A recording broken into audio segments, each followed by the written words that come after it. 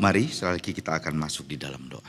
Ya Tuhan, kami kembali diingatkan esensi kehidupan kami sebagai orang-orang yang sudah mengalami kasih dan penebusan Tuhan adalah menyinarkan atau menyatakan sinar itu bagi orang lain.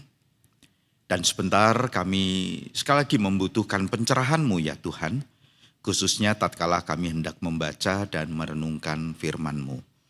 Biarlah hal itu mengingatkan kami, meneguhkan kami tentang apa yang memang seharusnya kami lakukan. Kami boleh bersinar, kami boleh bercahaya. Tolonglah setiap kami ya Tuhan. Di dalam nama Tuhan Yesus Kristus kami berdoa. Amin.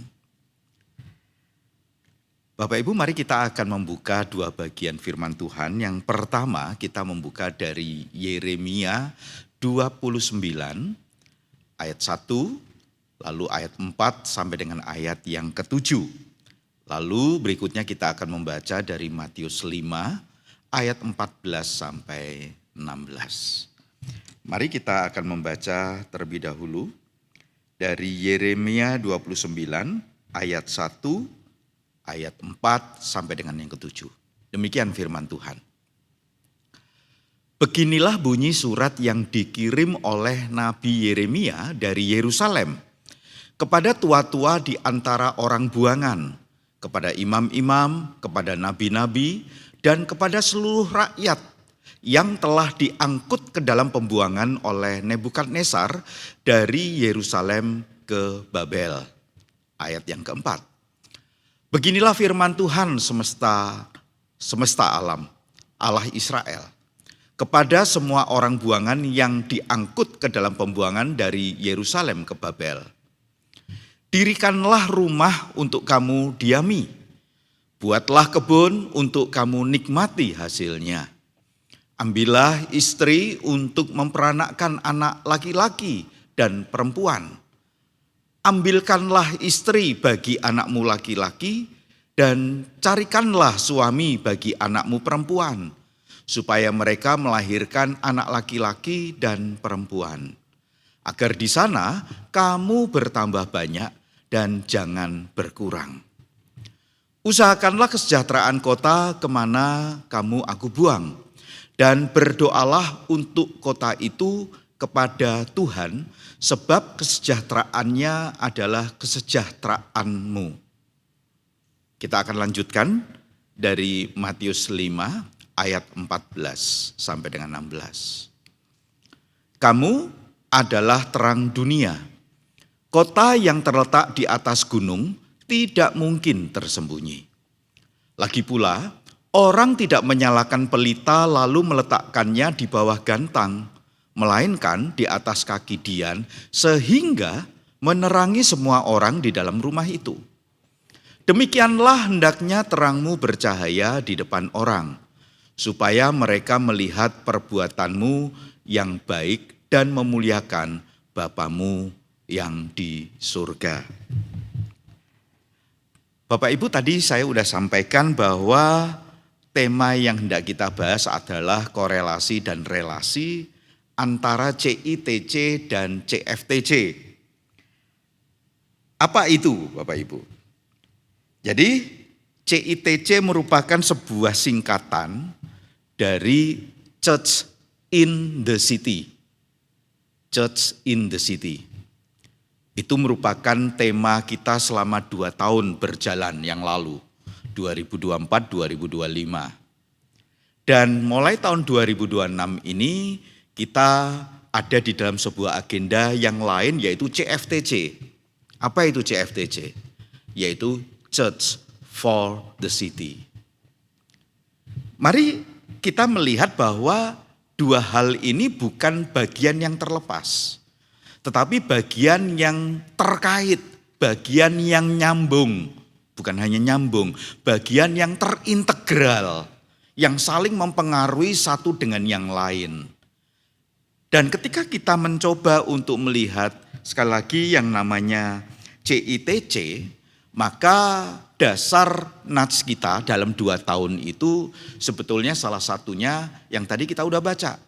Dari Matius 5 ayat 14 sampai dengan ayatnya yang ke-16. Dan kita melihat di dalam bagian church in the city, diharapkan kita itu sebagai orang percaya atau gereja yang sungguh digambarkan atau diberikan identitas sebagai terang dunia itu. Itu harus menjadi bagian yang terjadi di dalam kehidupan kita. Dan kita udah bahas di dalam perenungan mimbar minggu kemarin tentang identitas tersebut. Tetapi yang menarik di dalam bagian ini, sekali lagi izinkan saya mengulangi, identitas kita sebagai terang dunia itu diberikan dua gambaran atau dua ilustrasi. Gambaran yang pertama, kita digambarkan sebagai kota yang ada di atas gunung.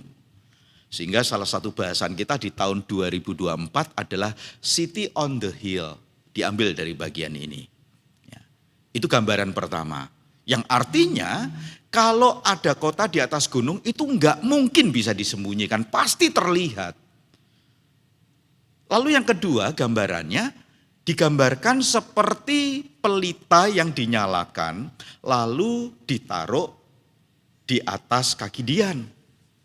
Sehingga itu bisa menyinari orang yang ada di rumah itu.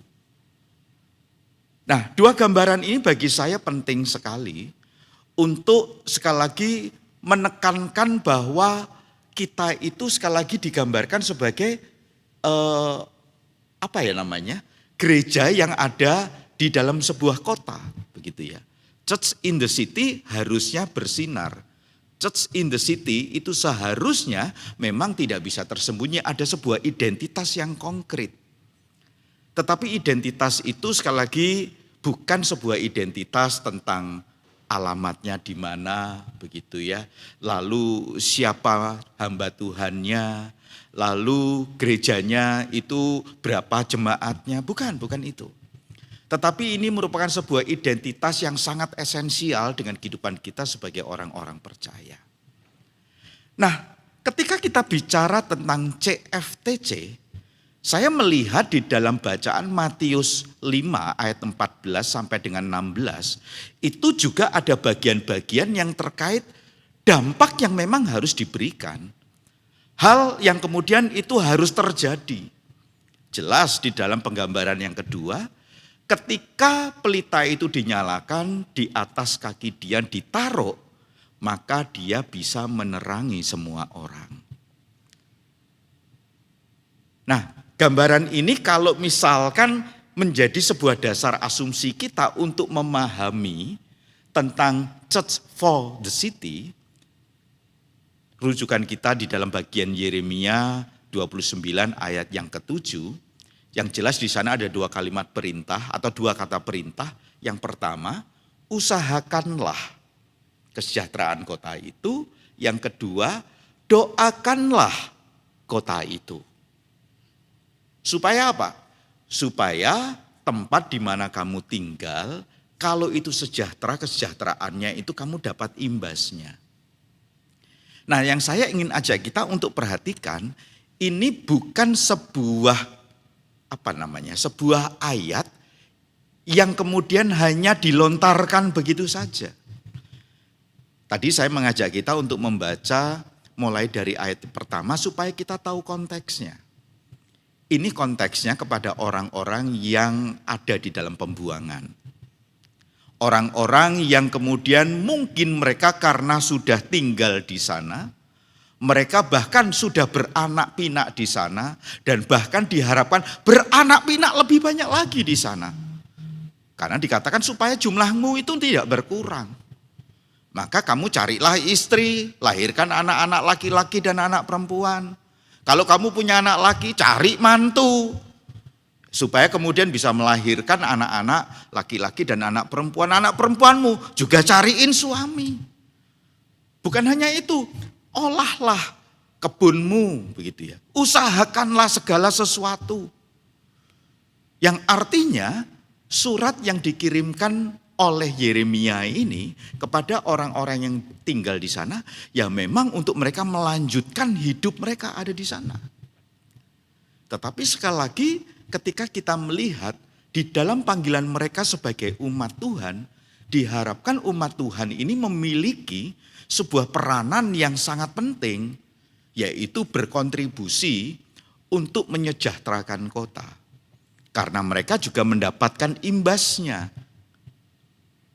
Bapak Ibu, kalau kita mencoba membandingkan 297 ini dengan Matius 5 ayatnya yang ke-15, ketika pelita itu di atas kaki Dian menerangi orang yang ada di rumah itu. Apakah kita berkeberatan kalau hal ini kemudian kita umpamakan, kalau kemudian kita ada di kota itu, maka kota itu juga mendapatkan terangnya dari gereja yang disebutkan sebagai church in the city itu. Nah, kalau gereja melakukan panggilan itu, itulah yang disebut sebagai church for the city. Gereja mendatangkan dampak, mendatangkan berkat, mendatangkan transformasi perubahan bagi sebuah kota. Bapak Ibu, nah ini yang penting buat saya. Lalu korelasi dan relasinya di mana begitu? Ya. Saya sudah menyiapkan beberapa poin untuk kita renungkan bersama tentang korelasi dan relasi ini. Yang pertama, saya mengulangi khotbah saya minggu kemarin. Jadi jangan pernah berpikir bahwa CITC itu satu babakan, CFTC itu babakan berikutnya. Sehingga kita melihatnya ini adalah sesuatu yang kemudian berurutan. Habis CITC ya CFTC. Nanti diharapkan ya kita itu bukan hanya itu, lalu kita diharapkan ya CTC begitu ya. Ya, apa itu? City to city begitu. Tapi jangan pikirkan dulu. Itu kira-kira 2 tahun lagi baru kita akan masuk ke sana. Nah, ketika kita berpikir bahwa itu adalah bagian setelah CITC, lalu CFTC, maka sangat besar kemungkinan kita itu akan mulai meninggalkan, mengabaikan, dan tidak lagi memperhatikan bagian CITC itu. Padahal kita udah belajar, CITC itu adalah bagian identitas yang mengakibatkan proses. Dan proses itu tidak pernah berhenti, tidak pernah berakhir. Nah kalau CITC ditinggalkan, kita langsung tahun ini masuk CFTC, maka kita dengan sendirinya mulai tidak berpikir bahwa kita masih membutuhkan proses itu. Itulah tadi sebabnya di dalam doa saya sampaikan, ini bukan bagian yang berurutan. Tetapi ini bagian yang sesungguhnya terintegral. Apa itu terintegral? Bagian yang pertama dan bagian kedua itu sebenarnya menjadi satu. Menjadi satu. Nah saya menyebutkan begini, CITC dengan mengedepankan identitas yang membawa kepada sebuah proses dan perlu diketahui dan difahami bahwa proses itu tidak pernah berhenti. Sekali lagi, proses itu tidak pernah berhenti. Berarti dengan kata lain, kita tidak pernah meninggalkan CITC karena bagian itu terintegral di dalam CFTC. Yang kedua, dengan demikian tidak ada CFTC tanpa CITC. Apa yang terjadi kalau CFTC itu disebut sebagai next step, begitu ya, dari CITC, tetapi kemudian kita meniadakan CITC-nya. Apa akibatnya? Kalau CITC-nya ditinggalkan, kita udah masuk next step nih, CFTC. Kita akan bisa terjebak kepada sebuah gereja yang melakukan panggilannya sepertinya memberkati gereja, identitasnya dipertegas, tetapi membiarkan proses yang membentuk jati diri gereja dan setiap orang percaya itu dihentikan, maka percayalah akan ada CFTC yang penuh dengan kemunafikan.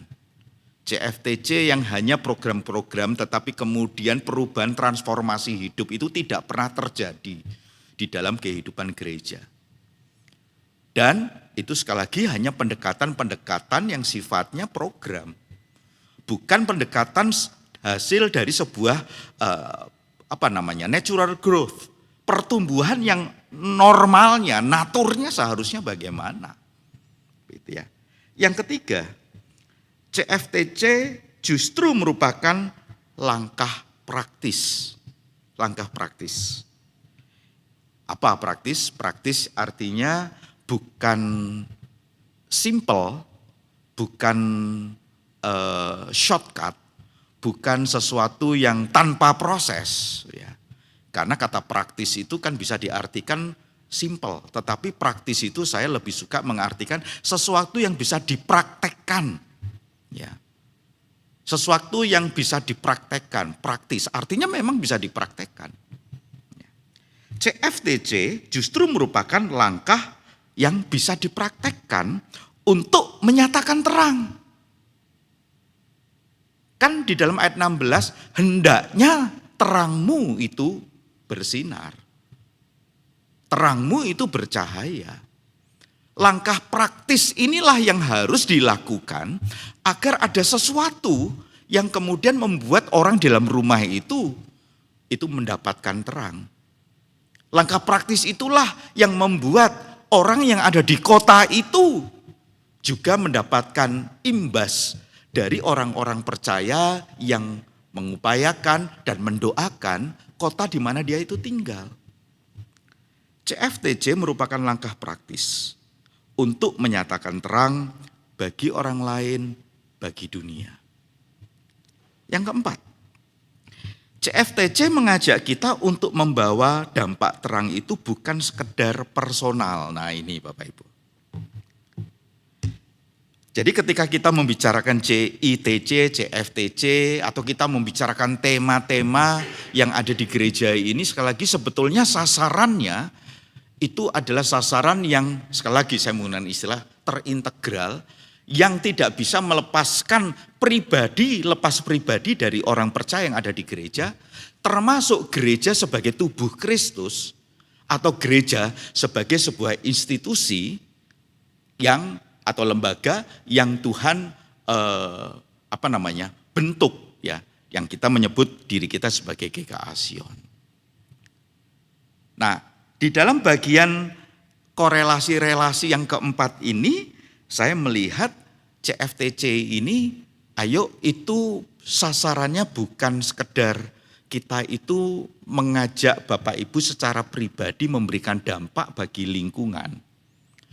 Kota itu kan area di sekitar kehidupan kita. Area itu mungkin kalau kita lihat paling kecil ya kita sebut keluarga lah. Yang lebih besar dikit ya persaudaraan begitu ya. Atau keluarga besar. Atau yang mungkin lebih luas lagi ada lingkaran pekerjaan. Ada luas lagi mungkin lingkaran yang lain mungkin komunitas-komunitas yang kita ikuti. Nah, kita diharapkan memang bisa menjadi kota yang ada di atas gunung. Kita digambarkan sebagai pelita di atas kaki Dian. Dan kita diharapkan juga sebetulnya itu bisa menjadi berkat menolong orang lain seperti pujian tadi yang pertama kali kita nyanyikan. Ya Tuhan minta supaya saya itu bisa menolong orang lain. Gitu ya. Saya ini menjadi orang yang ramah di dalam pergaulan saya. Hal-hal yang secara konkret itu memberikan dampak bagi orang-orang sekitar kita.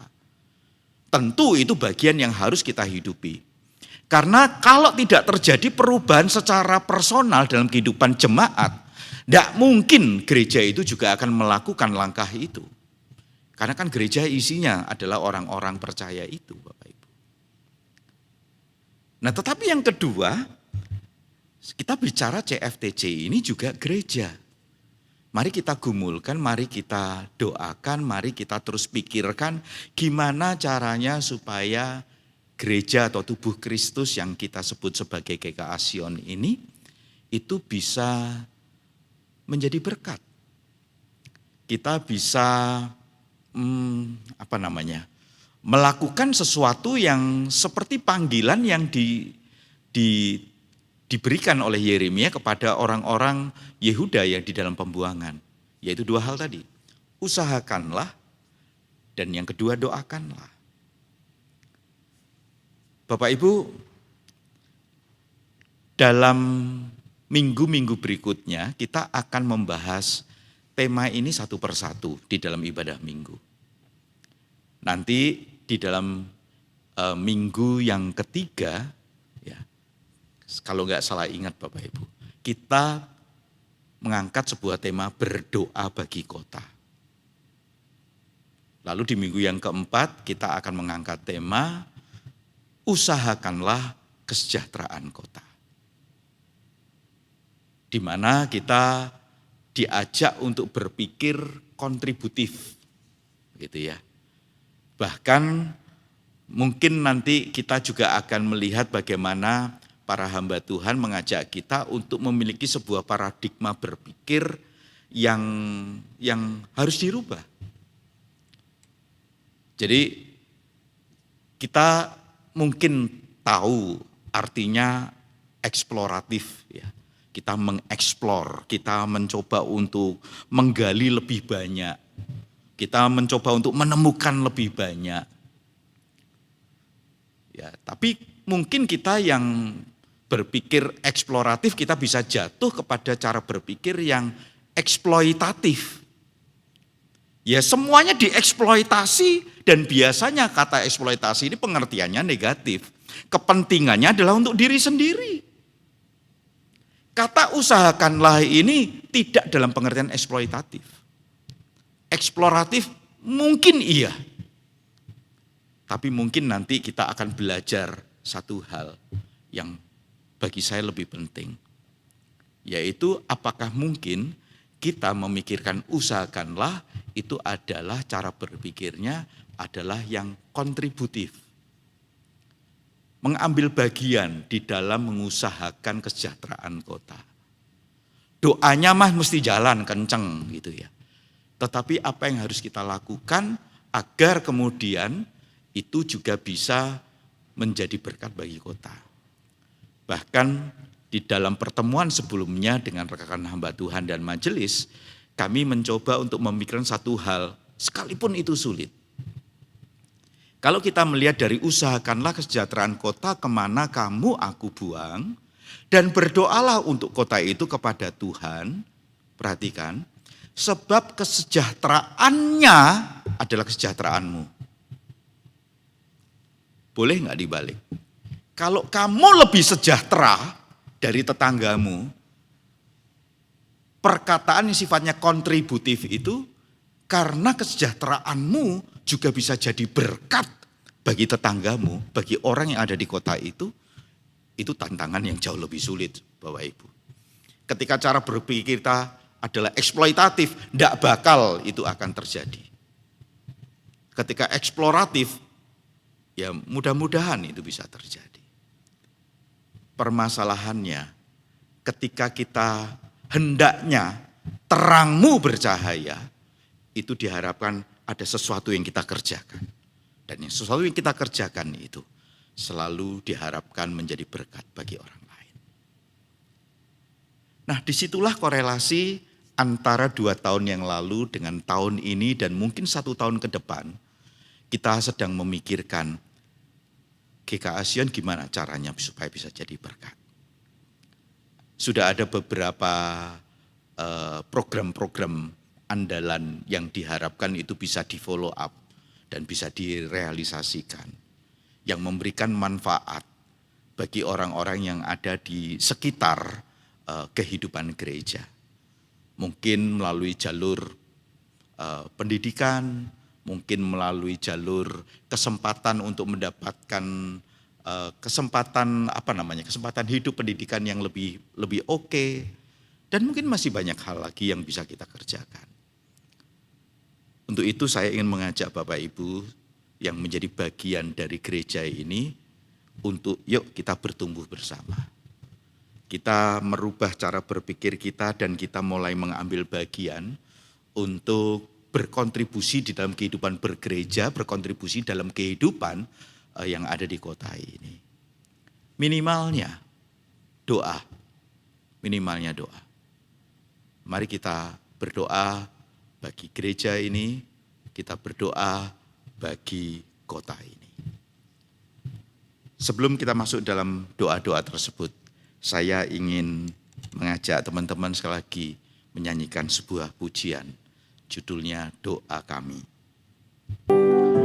Bapak Ibu, bukankah setiap kita mulai akrab dengan media? Kita mungkin mulai melihat hal-hal yang terkait dengan kehidupan bangsa dan negara kita itu diinformasikan kepada kita oleh orang-orang tertentu, pihak-pihak tertentu. Ada hal-hal yang baik, tetapi juga tidak sedikit hal-hal yang kurang baik. Tatkala kita rindu bangsa kita ini menjadi bangsa yang diberkati oleh Tuhan. Bangsa yang Tuhan itu boleh menyatakan diri kepada bangsa ini. Maka yang menjadi pertanyaan, apa yang seharusnya kita lakukan, Bapak Ibu? Apa yang bisa kita lakukan untuk merubah kondisi-kondisi yang kurang baik dalam bangsa ini? Seperti yang tadi disampaikan Yeremia, doakanlah. Di dalam pujian ini, judulnya Doa Kami, berdoa bagi bangsa ini. Tetapi tatkala kita mau mengatakan sesuatu yang besar akan terjadi dalam bangsa ini, saya yakin doa itu besar kuasanya. Tetapi tindakan nyata itu selalu dibutuhkan untuk melakukan perubahan demi perubahan. Mari sekali lagi kita jadikan lagu ini sebagai doa kita yang sekaligus juga merangsang, menstimulan kita untuk melakukan sesuatu. Sekalipun mungkin itu adalah secuil, sesuatu yang kecil, tetapi mungkin itu melakukan perubahan untuk daerah yang ada di sekitar kita.